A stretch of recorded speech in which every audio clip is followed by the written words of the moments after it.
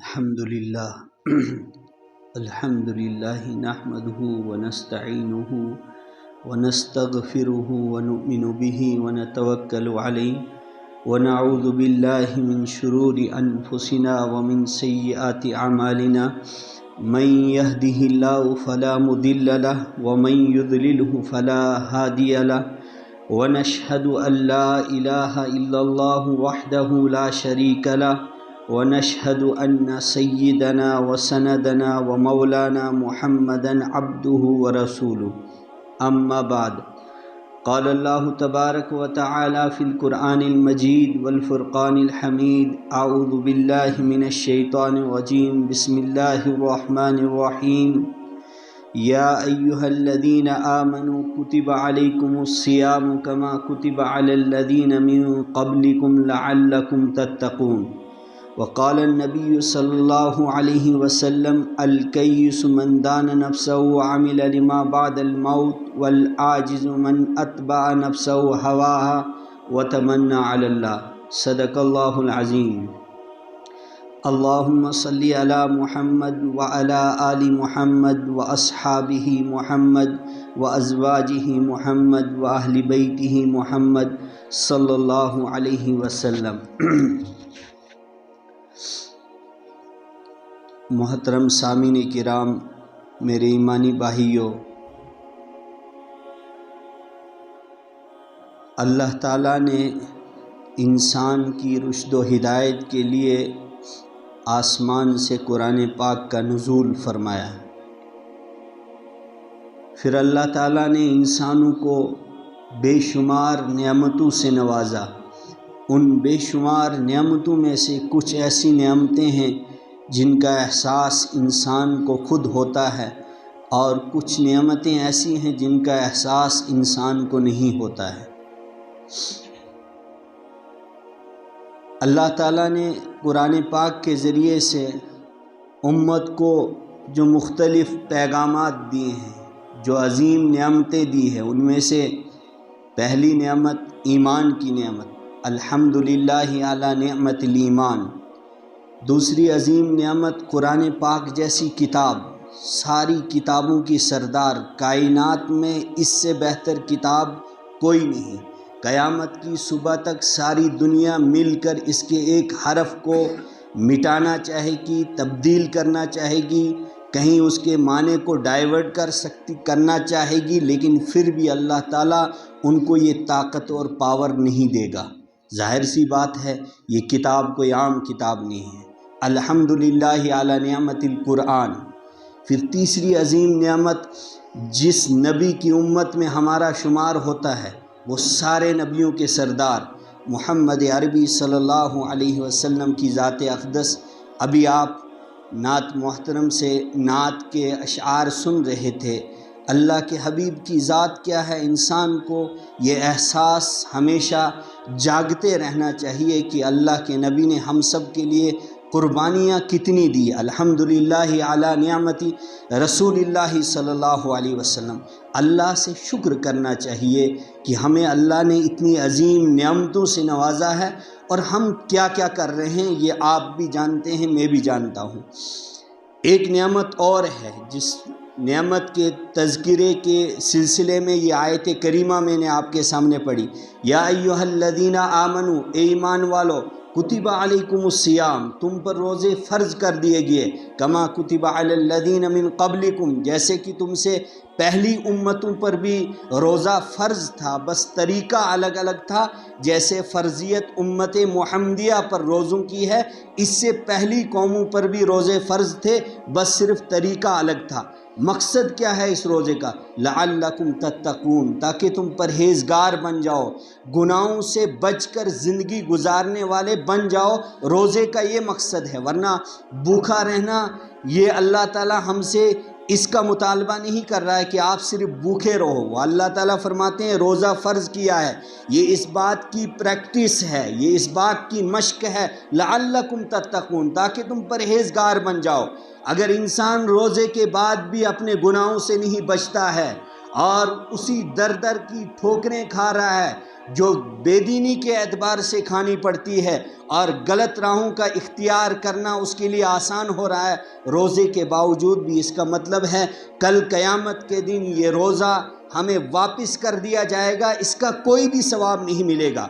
اور اس کے علاوہ کوئی بھی مقصد آپ لے لو، کوئی بھی عبادت لے لو، قرآن پاک کے اندر ساری عبادتوں کا تذکرہ ہے۔ نماز عبادت ہے، قرآن میں اس کا تذکرہ ہے، زکوٰۃ عبادت ہے، اس کا تذکرہ ہے، حج بیت اللہ عبادت ہے، اس کا تذکرہ ہے، روزہ عبادت ہے، اس کا تذکرہ ہے۔ لیکن ہر عبادت کے بعد اللہ تعالیٰ جو مقصد بتا رہا ہے کہ ان عبادتوں کا مقصد کیا ہے، ان الصلاۃ تنہی عن الفحشاء والمنکر، یہ نماز انسان کو بے حیائی اور برے کاموں سے روکتی ہے۔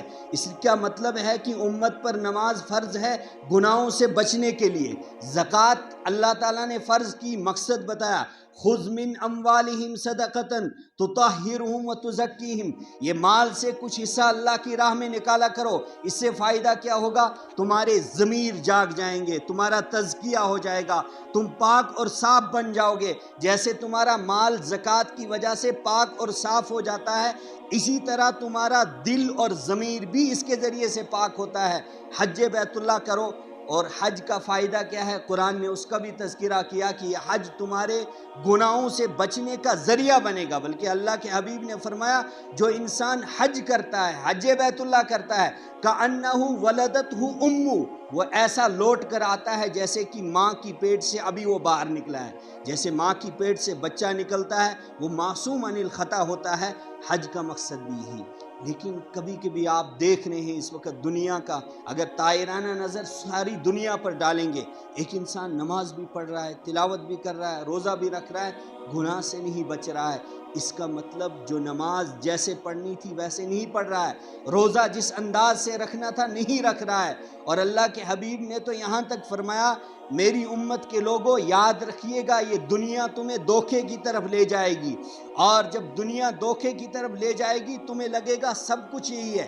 بلکہ قرآن نے کہا بل تؤثرون الحیات الدنیا والآخرۃ خیر وابقیٰ، بل تؤثرون الحیات الدنیا، دنیا کی زندگی کو تم ترجیح دیتے ہو، اس کو مقدم رکھتے ہو، اس کو پہلے نمبر پر رکھتے ہو۔ جب تم سے کوئی بات کرتا ہے آپ کہتے ہیں پہلے دنیا بعد میں عبادت۔ اگر یہ مقدم رکھ رہے ہو والآخرۃ خیر وابقیٰ، آخرت کی زندگی تو زیادہ بہتر ہے دنیا کے مقابلے میں اور ہمیشہ باقی رہنے والی۔ یہ دنیا تو ایک دن فنا ہو جائے گی، کل من علیہا فان، اس زمین پر ہر ایک کو میں فنا کر دوں گا، وَيَبْقَى وَجْهُ رَبِّكَ ذُو الْجَلَالِ وَالْإِكْرَامِ۔ عبادت کا مقصد سمجھایا اور انسان کو استحضار کروایا کہ یہ روزہ تمہارے لیے پریکٹس ہے گناہوں سے بچنے کے لیے۔ اور ایک وقت اللہ کے حبیب نے ایک جوانوں کے طبقے سے وہ مخاطب ہو کر فرمایا یا معاشر الشباب، اے جوانوں کے، اے میرے جوان لوگوں، اے جوانوں کا طبقہ، ان کو مخاطب بنا کر فرمایا، کیا کہا، من استطاع منکم الباءۃ فلیتزوج، جو تم میں سے نکاح کرنے کی طاقت رکھتا ہے فوراً نکاح کرو، فإن لم یستطیع، اگر اسباب ختم ہیں، نکاح کی صلاحیت ختم ہے، ذاتی صلاحیت ختم ہے، اسباب ختم ہیں، تمہارے پاس مال نہیں ہے، مکان نہیں ہے، رہنے کی جگہ نہیں ہے، تمہارے پاس کچھ بھی نہیں ہے، تم نکاح کرنے کی طاقت نہیں رکھتے ہو، فعلیہ بالصوم، فإن لم یستطیع فعلیہ بالصوم، جو طاقت نہیں رکھتا اس کو روزہ رکھنا چاہیے۔ روزہ رکھنے سے، روزہ اور نکاح کے درمیان کیا تعلق ہے؟ اللہ کے نبی نے فرمایا فَإِنَّهُ لَهُ وِجَاءٌ، یہ روزہ اس کے لیے گناہ سے بچنے کا ذریعہ اور دیوار بن جائے گی۔ اب جب روزہ رکھنے کے بعد بھی انسان گناہ کرے گا، اس کا مطلب روزے کا مقصد ہی فوت ہوا ہے۔ روزہ اور قرآن کا تعلق کیسے اللہ تعالیٰ نے جب اس مقدس مہینے کا تعارف کروایا اللہ تعالیٰ نے، شہر رمضان الذی انزل فیہ القرآن، یہ رمضان کا مہینہ وہ مہینہ ہے جس میں اللہ تعالیٰ نے قرآن کو نازل کیا، گویا کہ حوالہ دیا اس کی عظمت کو، اس کے مقام کو، اس کے مرتبے کو اگر تمہیں سمجھنا ہو تو یہ سمجھ لو کہ سب سے بہترین کتاب، کائنات میں سب سے اعلیٰ ترین کتاب اسی مہینے کے اندر اللہ تعالیٰ نے اس کا انتخاب کیا کہ اس کتاب، اس عظمت والی کتاب کو عظمت والے مہینے رمضان میں اتارنا چاہیے۔ قرآن اور رمضان کا تعلق، پھر اللہ تعالیٰ نے فرمایا ایک وقت میں جب رحمت عالم صلی اللہ علیہ وسلم مدینہ الرسول کے اندر، مدینہ منورہ کے اندر موجود تھے، روزے فرض ہوئے، روزوں کی فرضیت کا حکم جب ابتدا میں ہوا، ساتھ میں ایک کنسیشن دی گئی، وہ کیا ہے کہ اگر کوئی انسان روزہ نہ رکھے تو وہ فدیہ دے سکتا ہے۔ یہ پہلے اجازت تھی، اور ایک وقت آتا ہے کہ یہ فدیہ کا حکم بھی اللہ تعالیٰ نے ختم کر دیا۔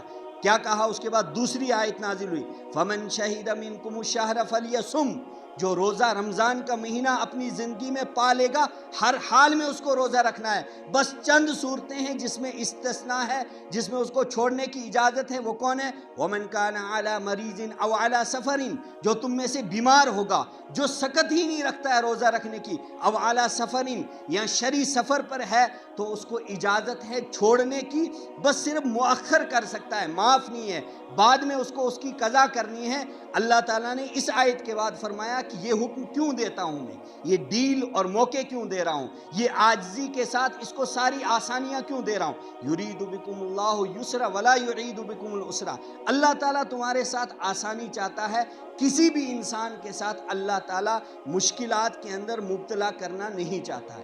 یہ ساری آسانیاں اللہ تعالیٰ نے رکھی، اور ایک انسان جاگے ہوئے اپنی سوچ کے مطابق بہت سارے موقعوں پر روزے کو ایک ناقدری انداز میں اپناتا ہے اور روزہ چھوڑ دیتا ہے، بلکہ اللہ کے حبیب نے فرمایا امت کو جاگ کر رہنا ہے۔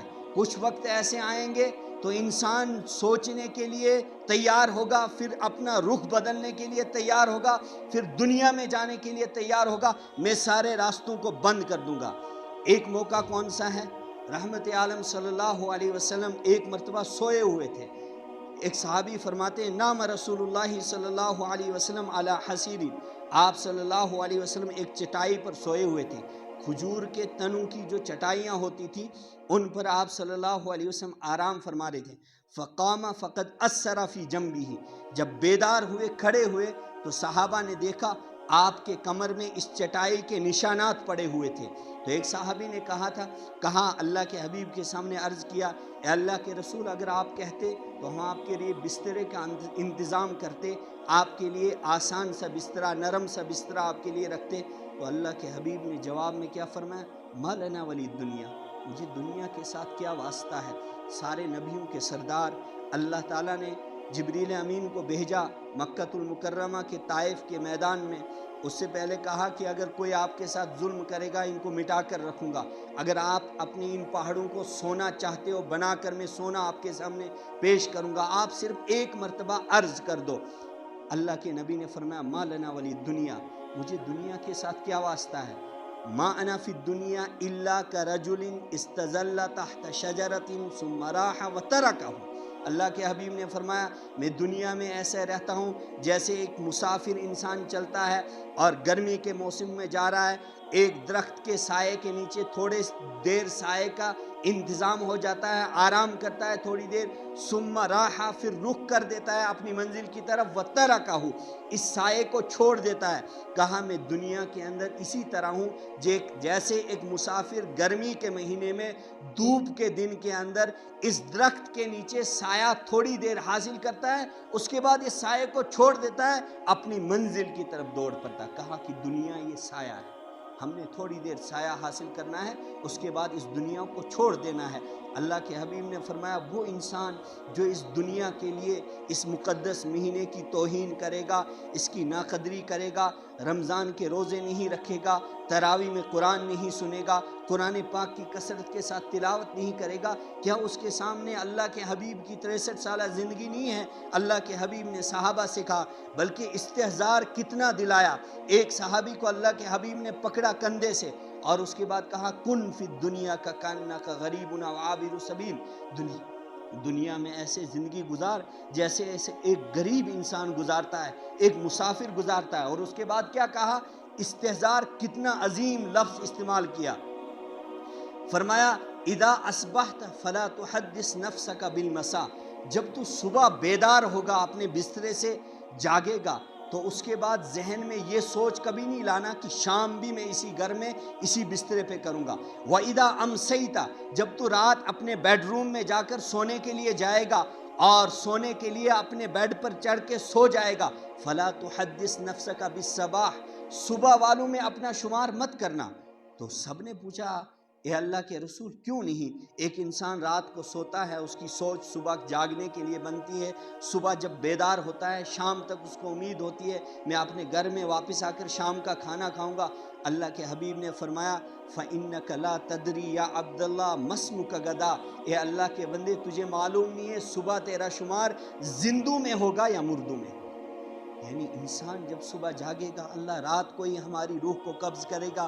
دن میں ہم کام کاج کے لیے نکلتے ہیں، کوئی مزدوری کے لیے نکلتا ہے، کوئی آفس کے لیے نکلتا ہے، کوئی گاڑی کے لیے ڈرائیونگ کر کے نکلتا ہے، شام کو وہ واپس گھر آئے یا نہ آئے اس کی کوئی گارنٹی نہیں ہے۔ اس لیے قرآن پاک نے کہا اینما کنتم یدرککم الموت، جہاں پر بھی ہوں گے موت کا وقت جب آئے گا وہ تمہیں پکڑ لے گا۔ بلکہ قرآن نے تو اتنا کہا قل ان الموت الذی تفرون منہ فإنہ ملاقیکم ثم تردون الی عالم الغیب والشہادہ، اے دنیا کے انسانوں، دنیا کے پیچھے چلنے والوں، تم یاد رکھو تم اس موت سے جس موت سے ہر وقت بچنے کی کوشش کرتے ہو، اپنے آپ کو بچانے کی کوشش کرتے ہو، سارے سورسز استعمال کرتے ہو، لیکن ایک وقت آئے گا فإنہ ملاقیکم، وہ ملاقات کرنے کے لیے موت کا فرشتہ تمہارے پاس پہنچ جائے گا، اور اس کے بعد ایسے ہی نہیں چھوڑا جائے گا۔ انسان سوچتا ہے پھر مرنے کے بعد کون پوچھے گا، بہت ساروں کا ذہن ہے مرنے کے بعد کس نے دیکھا ہے؟ نہیں، قرآن پاک کہہ رہا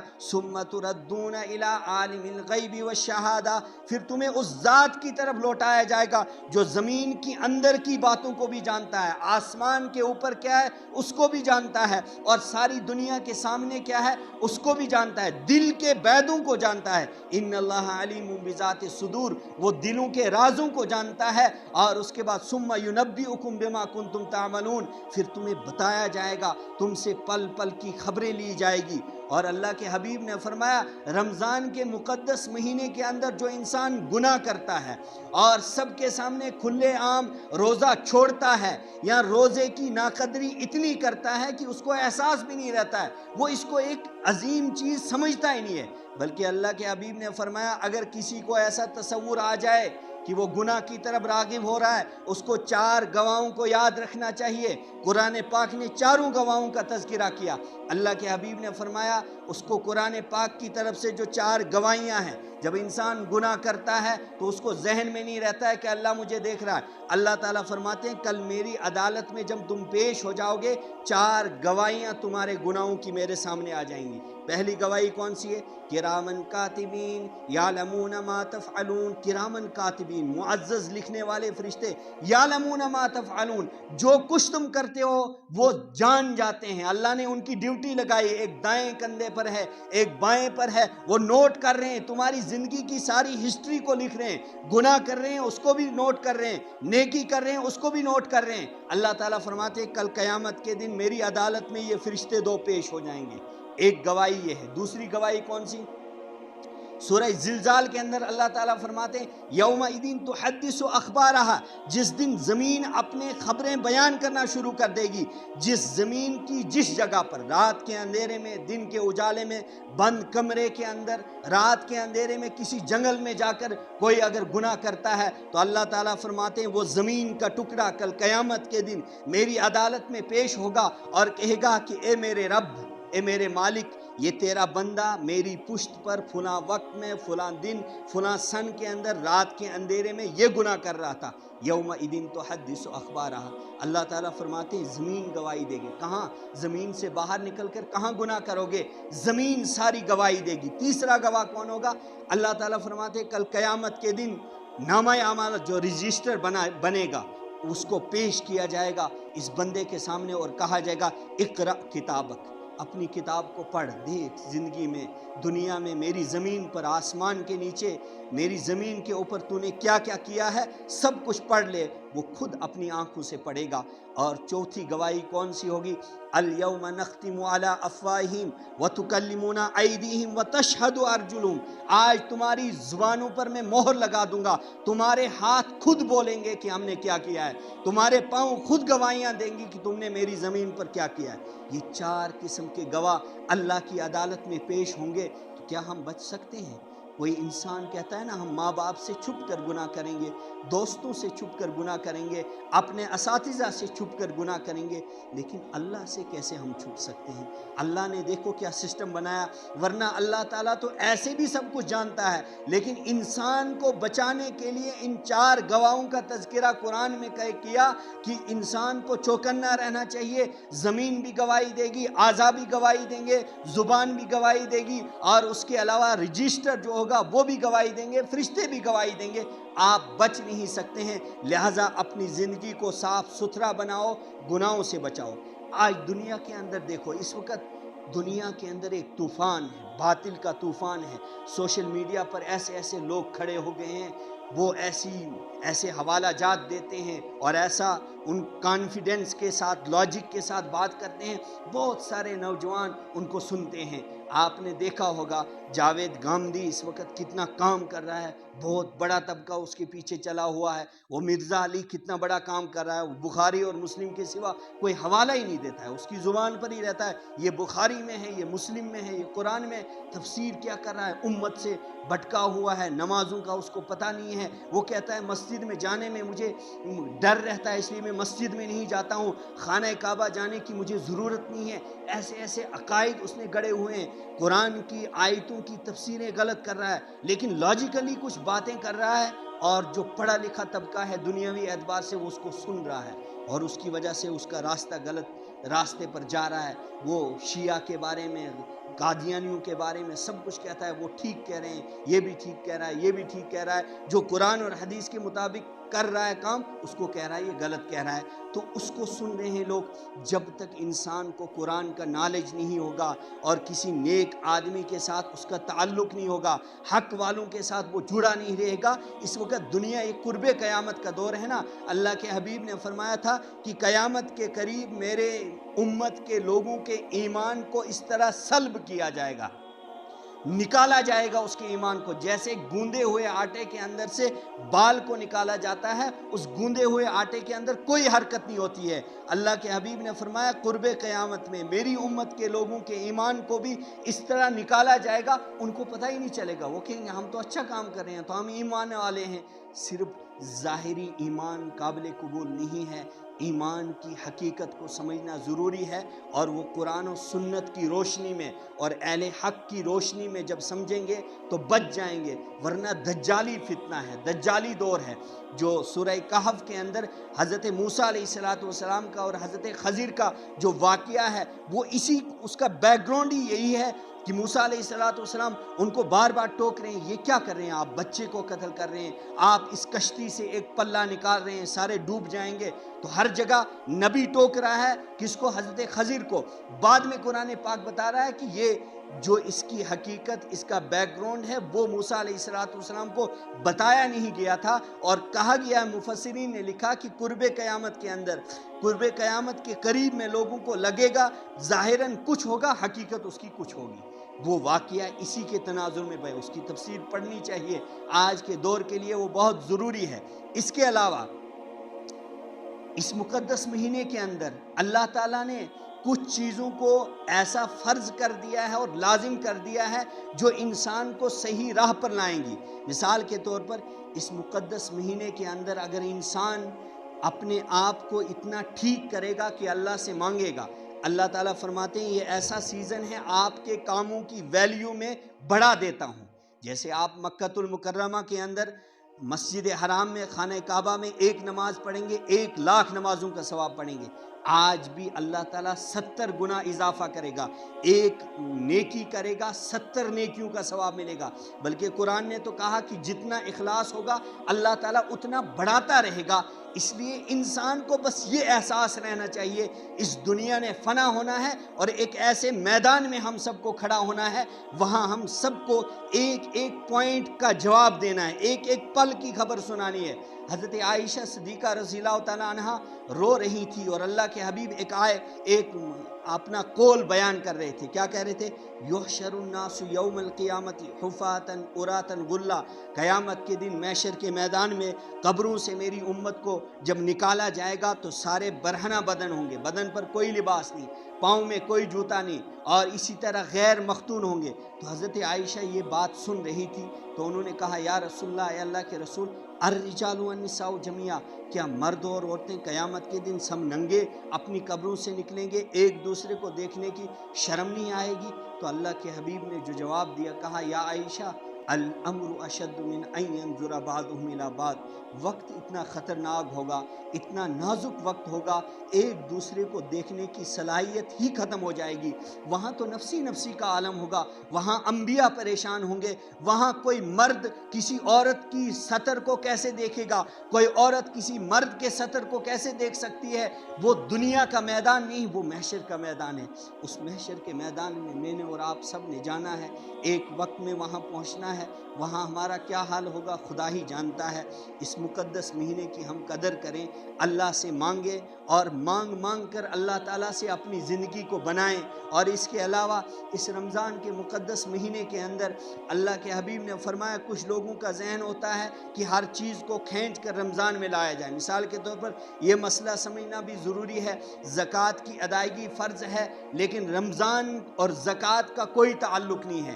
عام طور سے زکوٰۃ آج ادا کی جاتی ہے، لیکن زکوٰۃ کی فرضیت اور انسان کی بلوغت، یہ دونوں انسان کے کنٹرول سے باہر ہیں۔ مثال کے طور پر ایک بچہ جب بالغ ہو جاتا ہے، محدثین نے لکھا ہے کہ اگر وہ رات کے اندھیرے میں مغرب نماز کے بعد عشاء کے وقت میں بالغ نہیں ہوا ہے، 10 بج گئے، 1 بج گیا، 2 بجے رات کو وہ سویا ہوا تھا، اس کی زندگی میں پہلی مرتبہ وہ واقعہ ہوا جس سے انسان بالغ ہوتا ہے، جس کو آج کی زبان میں نائٹ فال کہتے ہیں، احتلام کہتے ہیں۔ وہ بالغ ہو گیا رات کے 2 بجے۔